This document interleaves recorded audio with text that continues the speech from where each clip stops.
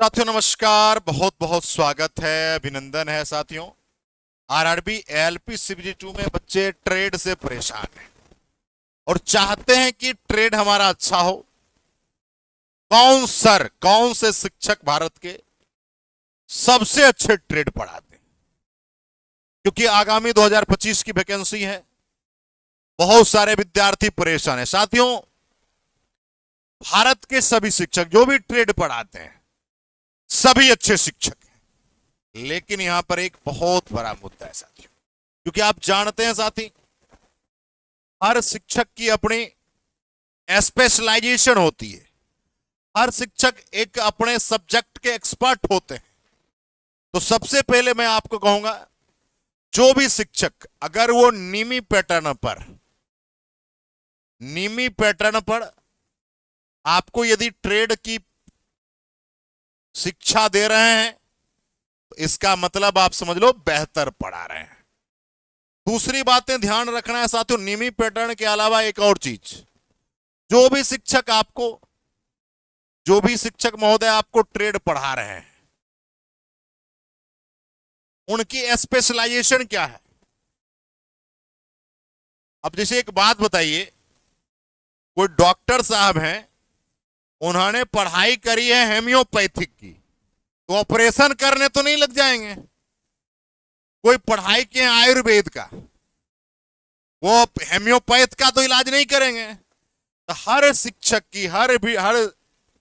की अपनी specialisation degree होती है जिसमें उन्होंने अपनी पढ़ाई की है।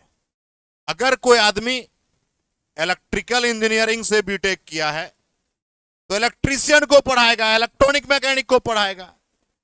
यदि कोई इलेक्ट्रॉनिक्स से किया है तो इलेक्ट्रॉनिक मैकेनिक को पढ़ाएगा, इलेक्ट्रीशियन को पढ़ाएगा।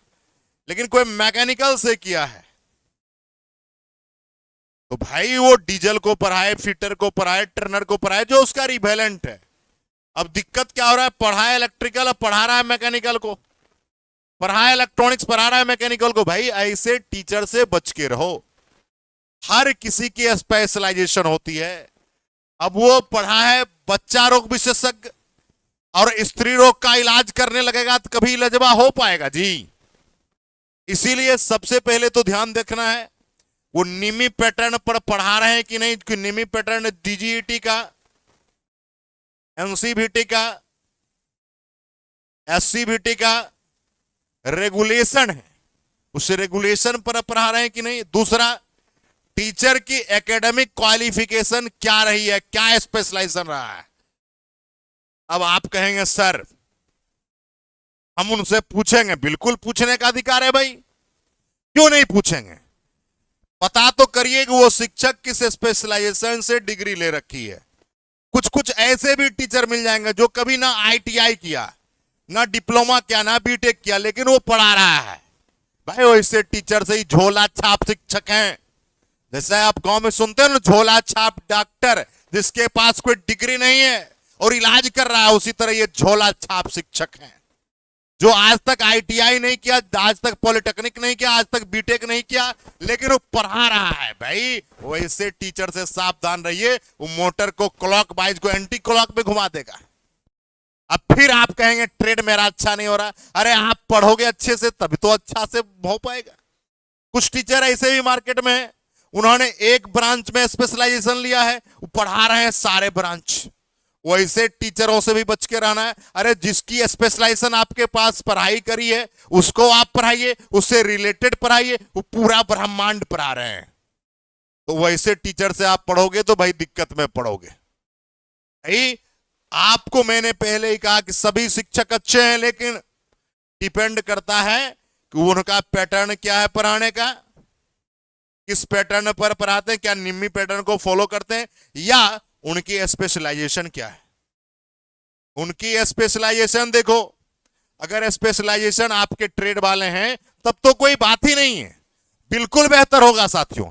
लेकिन अगर उनकी स्पेशलाइजेशन गड़बड़ है तो फिर वही बात है साथियों कि एक तो बिना डिग्री वाले डॉक्टर जो झोला छाप है, उसी तरह झोला छाप शिक्षक भी हैं। और कुछ ऐसे भी हैं, पढ़ा है हेमियोपैथ का पढ़ाई और कर रहा ऑपरेशन, पढ़ा है बच्चा रोग की पढ़ाई, शिशु रोग का, कर रहा है महिला रोग का विशेषज्ञ की भाई ऑपरेशन। तो भैया कैसे काम चलेगा? पढ़ा है चर्म रोग की पढ़ाई और बैक कर रहा है क्या, आपका किडनी का बीमारी का इलाज।